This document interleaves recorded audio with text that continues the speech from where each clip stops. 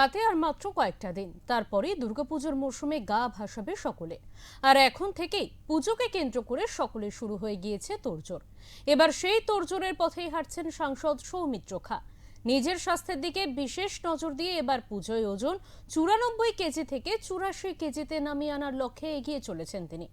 সম্প্রতি সোশ্যাল মিডিয়ায় একটি শর্ট ভিডিও পোস্ট করে নিজেই সে কথা জানিয়েছেন তিনি।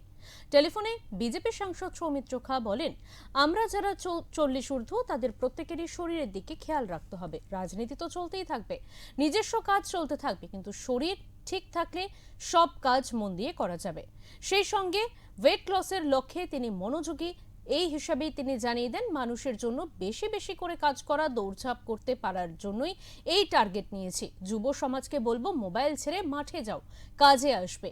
তাই তিনি জেদ নিয়ে এখন সপ্তাহে 5 দিন সময় দিচ্ছেন বলেই জানান।